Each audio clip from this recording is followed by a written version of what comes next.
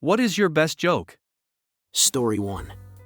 A man goes into the doctor and says, "I think I have hearing problems, doctor. Can you describe the symptoms?" Man, sure. Homer's fat and Marge has blue hair. Story 2. 3 construction workers have lunch together on top of a tall building.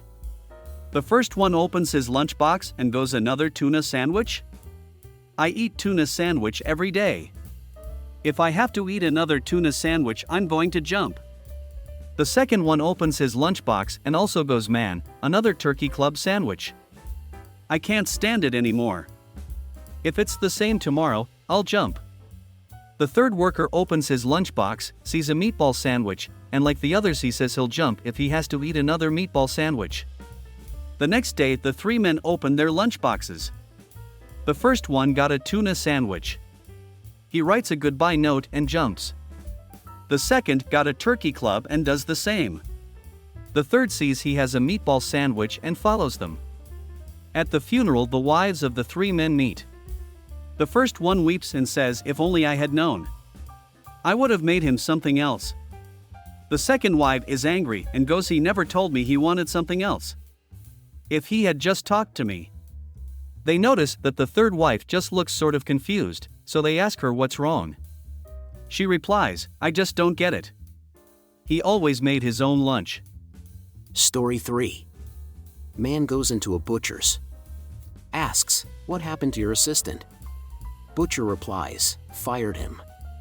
Man asks, "Why is that?" Butcher replies, "Because he was putting his thing in the bacon slicer." Man asks, "What did you do with the bacon slicer?" Butcher replies, "Fired her as well." Story 4. What's the difference between an owl, a piano, and a fish? You can tune a piano, but you can't tune a fish. What about the owl? Story 5. This is the one that got me the most upvotes on Reddit jokes. A lawyer, a priest, and an engineer meet every week for a game of golf. One day, they get stuck behind the slowest group of players they had ever seen. They were hitting the balls all over the place, getting stuck in just about every trap and patch of rough, and missing just about every putt. Finally, the group gets frustrated and heads to the clubhouse to find the manager. "What's with that group of players? They're the worst I've ever seen. They're holding up the course." The manager looks sheepish. They're retired firefighters, they lost their eyesight running into a burning orphanage to save the children. They love golf, so I let them play for free for charity. The priest looks ashamed of himself. As a man of God, I feel terrible for getting angry at those men. At my next sermon, I'll see if I can get a collection going for their families. The lawyer likewise looks chagrined. Same here, I'll check with my firm and see if we can't open a case to get them awarded restitution for their pain and injuries. The engineer says, "Why can't they play at night?" Story 6. As Mickey and Minnie were before the judge in divorce court, the judge looked at Mickey and said, "Listen here, Mr. Mouse, I cannot grant you a divorce from Minnie." "But why not, Your Honor?" a stunned Mickey asked. "I have reviewed all the information you submitted to the court and I can find no evidence to support the allegation that she's crazy," explained the judge. "Your Honor," Mickey exclaimed, "I didn't say she was crazy, I said she was asleep with Goofy." A few years ago in Disneyland, my kid was taking picture with Goofy and I asked if they had heard the one about Minnie and Mickey in divorce court. Goofy immediately started shaking his head and waving his hands, trying to stay in character while also trying to stop me from telling the joke. I could hear laughter from within the costume. I'm guessing they probably heard it on a daily basis. Story 7. A snake walks into a bar and the bartender asks how. Story 8.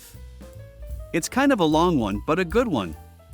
One day, St. Peter was manning his station at the pearly gates of heaven, denying or allowing people to enter heaven.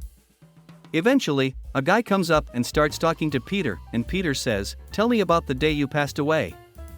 The guy says, "Man, it was terrible. I got off work early to try and catch my wife cheating on me, as I'd expected she was. Well, I got home to my 14th floor apartment and found my wife without clothing, wet, and in bed. Obviously, she had just been having fun. So I searched all over my 14th floor apartment and couldn't find anyone, so I decided to have a coffee on my balcony. Lo and behold, I looked down and saw a man without clothing hanging by his fingertips, and in a rage, I grabbed a hammer and broke his fingers. Lucky for him, he landed in some bushes and started to scramble out of them. So I went and pushed my fridge off the edge. It landed on him and ended him. But the act gave me a heart attack and I passed away. Peter let the man in and asked the next guy, "Tell me about the day you passed away." The second man said, "Man, it was awful. I was in my 15th floor apartment doing acrobatics, but see, I have a better range of motion if I'm without clothing when I do my acrobatics, but I misjudged a jump and fell out my window and off my balcony. Luckily, I caught myself with just my fingertips on the 14th floor apartment balcony. But then some crazy came out and broke my fingers with a hammer. I managed to land in some bushes, but as I was trying to get out of the bushes, the mad lad dropped a fridge on me, and I passed away." Peter chuckles to himself and allows the man entry. Then Peter turns to the next man and says, "Tell me about the day you passed away." The third man says, "Okay, so get this, I'm hiding in a fridge." Story 9. A guy stops into a bar after work. The bar is situated on the 3rd floor. He sits down at the bar next to another dude and orders a drink. After a few minutes, the other dude drains his glass, stands up and just runs and jumps out the window. The man is left speechless, but 2 minutes later the other dude walks back in the door and sits back down at the bar as if nothing has happened. The man is too confused to ask about what just happened, so he just continues sipping his drink. A few minutes later, the other dude drains his glass again, and proceeds to run and jump out the window again, and then stroll back through the door, sit back down and order another drink. So the guy says who cares to himself, necks his drink, and runs and jumps right out the window. The bartender turns to the other dude and says, "You're a real star when you're drunk, Superman."